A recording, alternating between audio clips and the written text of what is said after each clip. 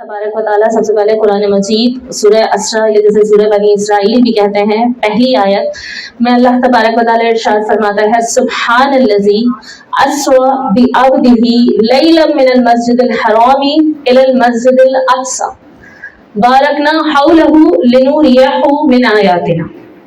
तर्जुमा, पाक है वो ज़ात जो रात के करीब हिस्से में अपने महबूब बंदे को ले गई मस्जिद हराम से मस्जिद अक्सा की जानिब, जिसके इर्द गिर्द हमने बरकत रखी है ताकि वो लोगों को अपनी निशानियां दिखाए, अपनी आयतें दिखाए। तो इस आयत कुरानी की रूह से भी इस वाक़ये में इतनी निशानियां हैं, लेकिन गौर व फिक्र करने वालों के लिए कि जिस अंदाज से आप गौर व फिक्र करिए, एक नया पहलू इस मौजज़े का सामने आता है, एक नई जहत इस मौजज़े की मेरे और आपके सामने आती है। तो एक बार फिर से आगाज करें उस मौजज़े का। तो ये मौजज़ा क्या था? सफ़र मेराज। सबको पता है कि ये मौजज़ा जो है वो मस्जिद हराम से शुरू हुआ है। सफ़र का आगाज मस्जिद हराम से हुआ और इस सफ़र के जो थे बेसिकली कह लें 3 स्टेप्स थे या 3 मराहिल थे। पहला मरहला क्या था? पहला मरहला वो मरहला जिसमें करीम आका अलैहिस्सलाम ने मस्जिद हराम से मस्जिद अक्सा की जानिब सफ़र किया। और ये इसी सफ़र का जिक्र जो मैंने आयत तिलावत की, इसकी पहली आयत में यही कहने स्टेप या मरहला बयान किया गया, जिसे इसरा के नाम से जो है वो जाना जाता है। यानी पहला मरहला जो सफ़र मेराज का था, ये क्या कहलाता है? इसरा कहलाता है। और अरब दुनिया में इस शब को जो मैं और आप शब मेराज के नाम से हमारे दरमियान मशहूर व मारूफ है, वहां पर ये लैलतुल इसरा के नाम से मारूफ है। ठीक है, लैलतुल इसरा यानी ये शब मेराज की रात। और पहला मरहला मस्जिद हराम से लेकर मस्जिद अक्सा की तरफ। अब यहाँ पर थोड़ी सी जो है वो इल्मी गुफ्तगू भी कर ली जाए अपनी तालिबात के लिए और इल्मी ज़ौक़ रखने वालों के लिए कि ये पहला मरहला जो है वो चूंकि नस्से कुरानी से नस्से सरीह से साबित है, तो इसका इनकार करना क्या है? कुफ्र है। इस पहले मरहले का इनकार नस्से सरीह का इनकार है, तो ये इनकार क्या है? कुफ्र के ज़ुमरे में ले जाता है इंसान को, और इंसान काफिर हो जाता है या मुसलमान काफिर हो जाता है जब वो इस मरहले का इनकार करे। फिर दूसरा मरहला तब शुरू होता है जब करीम आका अलैहिस्सलाम मस्जिद अक्सा से सिदरतुल मुंतहा और अर्शे बाला तक पहुंचे, जिसे फौक़स समावात का मरहला कहा जाता है, आसमानों से भी ऊपर। इस मरहले को जो उलमाए कराम है वो मेराज का नाम देते हैं। मेराज बमाने बुलंदी, इंतहा, मेराज। ये दूसरा मरहला है। और तीसरा मरहला फिर इसके आगे से शुरू होता है जो काबा कौसैन का मरहला है। ये वो मरहला है जिसे बाद सूफिया कराम जैसे ख्वाजा निजामुद्दीन औलिया रहमतुल्लाहि ताला अलैहि वगैरह इस मरहले को एराज का नाम देते हैं। मेराज मीम से और एराज अलिफ से। इन 3 मरहले के, ये 3 मराहिल के सफर मेराज के मुख्तलिफ नाम हुए, इसरा, मेराज और एराज। लेकिन अगर आप दूसरे मरहले को एक ही कहें तो फिर इसरा और मेराज भी क्या है? ये 2 मराहिल। अब इन 3 मराहिल की जब बात की जाए, इन 3 मराहिल के बारे में गुफ्तगू की जाए, तो मैंने बताया पहले मरहले का इनकार क्या है? कुफ्र। दूसरे मरहले का इनकार, चूंकि ये दूसरा मरहला यानी मस्जिद अक्सा से लेकर आका अलैहिस्सलाम का फौक़स समावात तक सफर करना, ये तुर्के अहादीस इस कदर ज्यादा हैं जो हदे तवातुर की हद तक पहुंच जाती हैं, और इसका इनकार करना गुमराही के जुमरे में आता है। एतकादी फिसिक बमाने गुमराही, एतकादी गुमराही, और बंदा क्या है? इस मरहले का इनकार करने से गुमराह हो जाता है। और तीसरे मरहले का इनकार इंसान को सेहते अकीदा, जिसे सवाब कहा जाता है, अजर सवाब वाला सवाब नहीं, स्वाद से सवाब, यानी सेहते अकीदा, उसकी अकीदे की खराबी का बायस बनता है। तो ये एक 3 स्टेप्स है और इनका एक हुक्म भी मैंने शॉर्टली आप लोगों को बता दिया ताकि तफरीक करने में आसानी रहे। ये 3 मराहिल का हुक्म था। बिल्कुल ही मुमकिन नहीं, क्योंकि ये नस्से कुरानी से सराहतन साबित है। अब आगे आ जाए। یہ جو سارا کا سارا سفر معراج ہوا یہ کیا تھا, کیسے تھا؟ یعنی یہ سارا کا سارا سفر معراج آیا جسمانی طور پر تھا, آیا صرف روحانی طور پر تھا, یا ان دونوں کے بین بین تھا؟ یعنی کچھ سفر جسمانی طور پر ہوا, کچھ سفر روحانی طور پر ہوا, کیا ایسا ممکن ہے؟ تو اس بارے میں اگر آپ سے یہ تیسری جو میں نے رائے کا اظہار کیا کہ ایسا بھی ہو سکتا ہے کہ مسجد حرام سے مسجد اقصیٰ کا سفر جو ہے وہ جسمانی طور پر ہوا ہو, پھر مسجد اقصیٰ سے آگے کا سفر جو ہے وہ روحانی طور پر ہوا ہو, تو یہ والی کنڈیشن جو ہے نا کہ آدھا جسمانی آدھا روحانی بین بین کنڈیشن, یہ بالکل ممکن ہی نہیں ہے. اب اس کی تفصیل و توضیح میں اگرچہ یہاں پر وقت کی کمی کے باعث بیان نہیں کروں گی, لیکن یہ بالکل کنڈیشن ممکن نہیں ہے. تو اب دو کنڈیشنز بچی ہمارے پاس, ہمیں اس سفر مبارک کو دو طریقوں سے ماننا پڑے گا. آیا آپ تو یہ مانیں کہ یہ سفر جو تھا وہ پورا کا پورا جسمانی طور پر تھا, اور جب یہاں جسمانی سفر کی بات کر رہی ہوں تو جسم کے ساتھ روح موجود ہے. جسم کا مطلب یہ نہیں کہ صرف جسم اتھر ہے اور روح نہیں. جب جسمانی طور پر مان لیا تو جسم کے ساتھ روح تو جو ہے وہ لازم و ملزوم ہے. یا پھر یہ مانے کہ جسم مبارک نہیں تھا, یہ سفر جو تھا وہ صرف روحانی سفر تھا, صرف روح کا سفر تھا. تو اب اس نقطے پر اگر بات کریں کہ یہ صرف روحانی سفر تھا, کریم آقا علیہ الصلوۃ والسلام کی روح اقدس نے یہ سفر کیا, تو ایسا بھی ممکن نہیں. کیوں؟ کیونکہ اگر ایسا ہوتا, صرف روح سفر کرتی, تو پھر یہ سفر معراج معجزات میں سفر کرنا ہو جاتا, خواب میں سفر کرنا منامی, اور جب خواب میں سفر کرنا ہوتا تو پھر یہ معجزہ نہ رہتا. تو پھر اللہ تبارک و تعالیٰ کی اپنے کلام پاک میں اس طرح سے ارشاد فرمانا, سبحان الذی اسری بعبدہ, پاک ہے وہ ذات جو لے گئی اپنے بندوں کو. تو یہاں پر اس لفظ سبحان پر غور کریں, صرف لفظ سبحان پر غور کریں. میں اور آپ اگر اپنی روٹین بھی دیکھیں تو سبحان اللہ میں اور آپ بھی کافی باتوں پر بولتے ہیں. تو کس بات پر بولتے ہیں؟ اگر میں نے پانی پیا تو آپ سبحان اللہ کہیں گے میرے اس عمل کو دیکھ کر.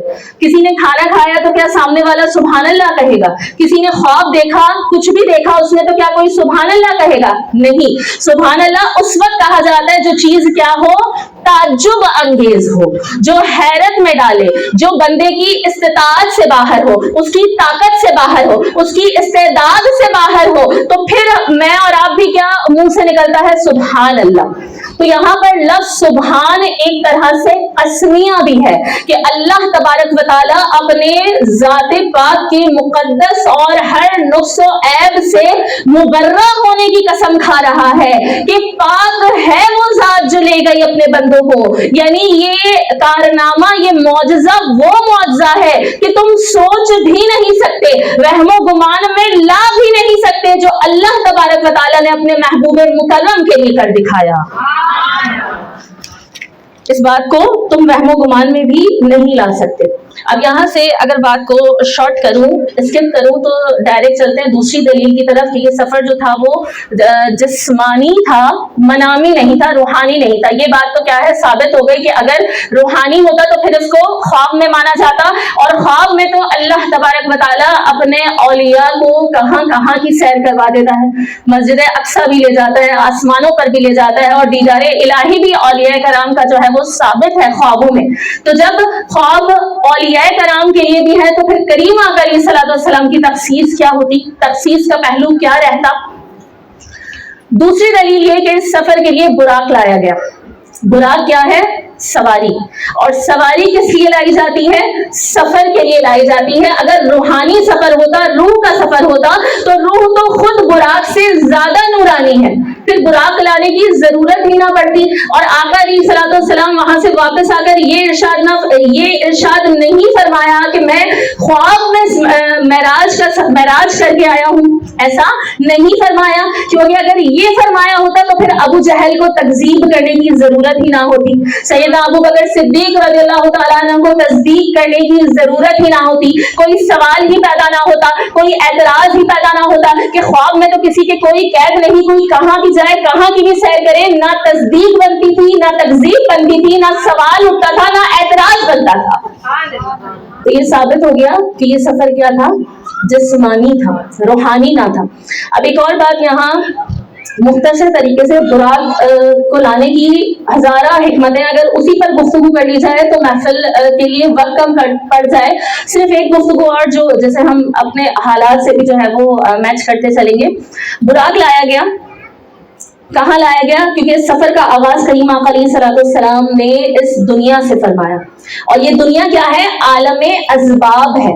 یعنی یہاں جو کام سرزد ہوگا اس کے لیے ایک سبب پایا جانا ضروری ہے, ایک ذریعہ پایا جانا ضروری ہے, ایک وسیلہ پایا جانا ضروری ہے.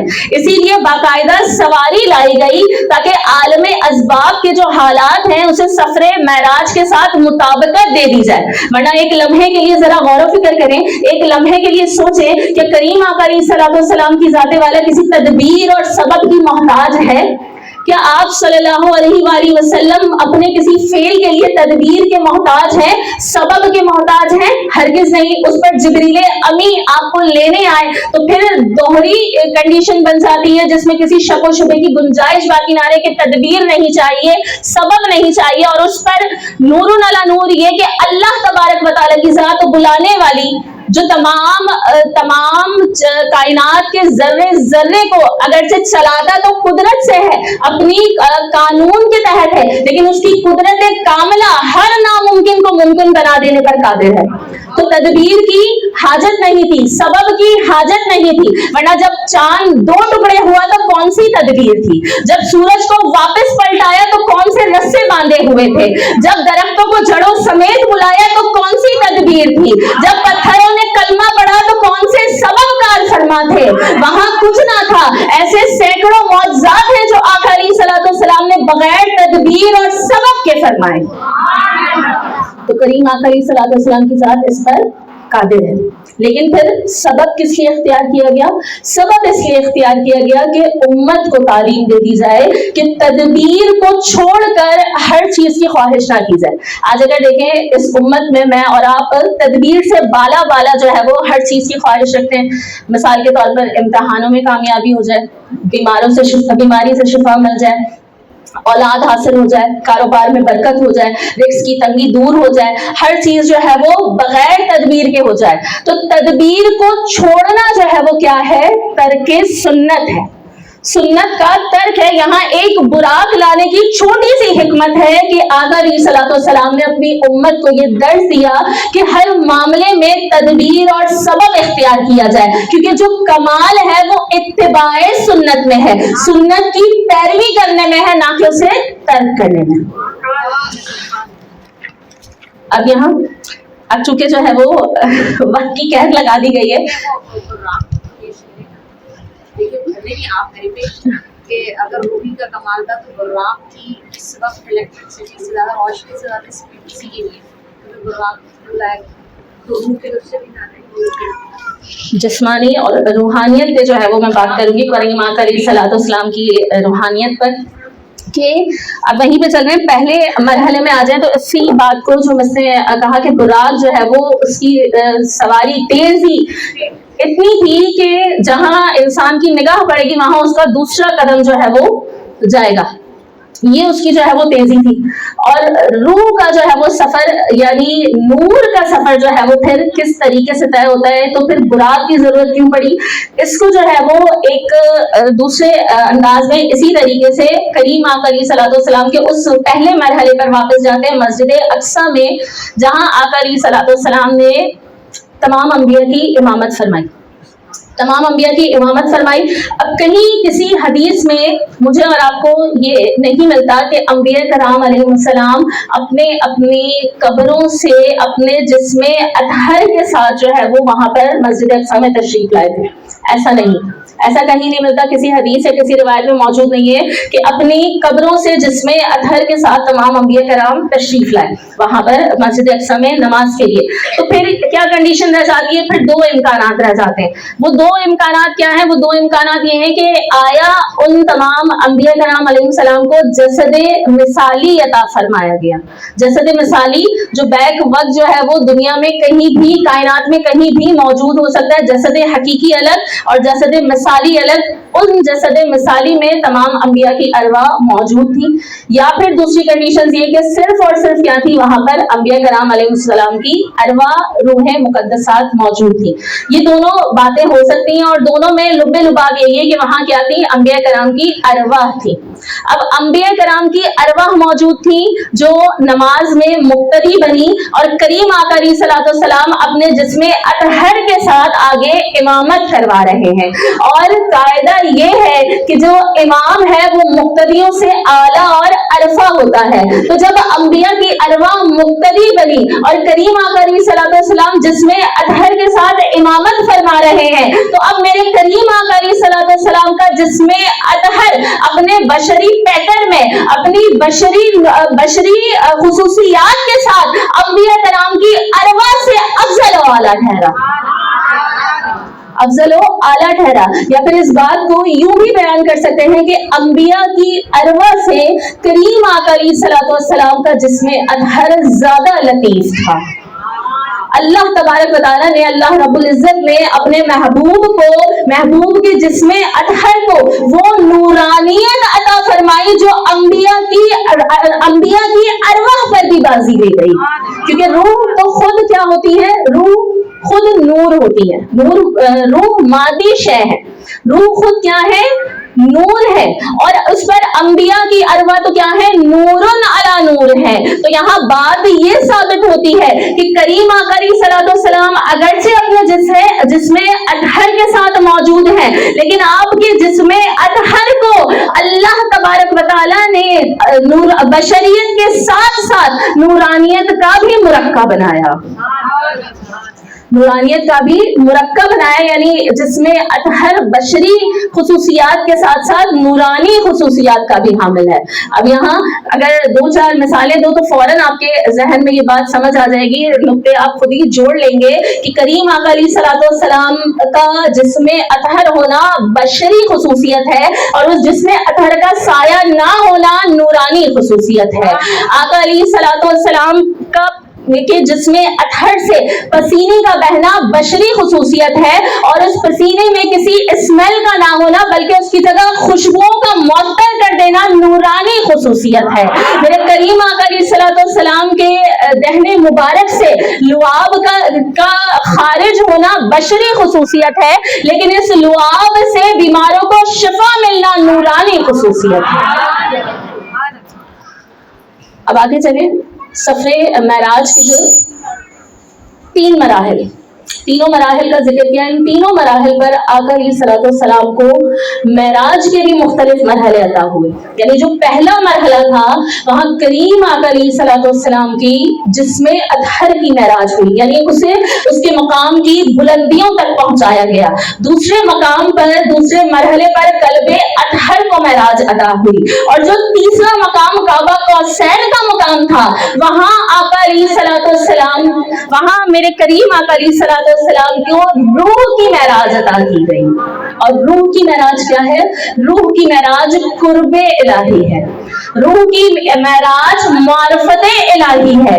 तो अब जब रूह की मेराज कुर्बे इलाही है, अल्लाह की कुर्बत है, तो फिर जब वो रूह की मेराज पर अता की गई। लेकिन सूरह क़ाफ में तो अल्लाह तबारक व तआला इरशाद फरमाता है नाहनु अक़रबु इलैहि मिन हब्लिल वरीद, कि हम तो तुम्हारी शहरत से भी ज्यादा करीब है। वो हर बंदे की जब शहरत से ज्यादा करीब है, मुझ जैसे और आप जैसे आम गुनाहगारों की जब शहरत से ज्यादा करीब है, तो अपने मुकर्रबीन के किस कदर करीब होगा, अपने मोमिनीन कामिलीन सोलिहीन के किस कदर करीब होगा। तो फिर एक लम्हे के लिए गौर करें, वो अपने महबूबे मुकर्रम के किस कदर करीब होगा, वो अपने महबूबे मुकर्रम से किसी लम्हा जुदा ना होगा।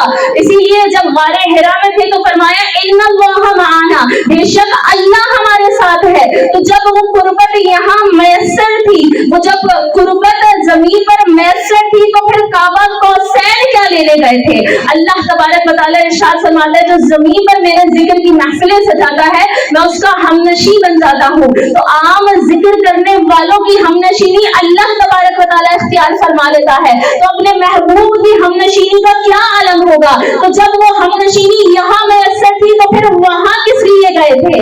जब अल्लाह तबारक व तआला का कुर्ब यहाँ मौजूद था तो वहां किस लिए गए थे। तो यहाँ एक बात साबित होती है कि जो कुर्ब वहां मैसर था वो यहाँ के कुर्ब से जुदा था। जो हमनशीनी यहाँ मैसर थी वो वहां की हमनशीनी से जुदा थी। जो कलाम कुरान पाक की सूरत में यहाँ मैसर था वो कलाम वहां के देखने सुनने बैठने से जुदा था। वो मायत जो यहाँ मैसर थी वो मायत वहां की मायत से जुदा थी, अलग थी। इसीलिए तो वो कुर्बतें वो इनायतें करीम आका अलैहिस्सलाम को वहां मिली, वो वहां का खासा थी, वो यहाँ का हिस्सा न थी। वो कुर्बतें यहाँ मैसर न थी जिसके लिए वहां बुलाया गया, वो इनायतें यहाँ मैसर न थी जिसके लिए वहां बुलाया गया, वो सब कुछ यहाँ वैसा मैसर न था जिसके लिए वहां बुलाया गया। तो जब वहां बुलाया गया तो ऐसा हो नहीं सकता कि करीम आका अलैहिस्सलाम जब यहाँ से गए तो ये यहाँ था, लेकिन जब वहां से पलटते हैं तो ये यहाँ हमारे लिए वही कायनात है, लेकिन करीम आका अलैहिस्सलाम यहाँ भी वहां के साथ आते हैं। अब इस सफर के बाद जब वहां से पलटते हैं तो यहाँ भी जहां जाते हैं वहां के साथ जाते हैं, और इस सफर के बाद जब तक जाहिरी दुनिया में रहे तो वहां के साथ रहे। ये एक लतीफ नुक्ता है जिसे कह लें कि इंसानी अकल से समझना जो है वो मावरा है।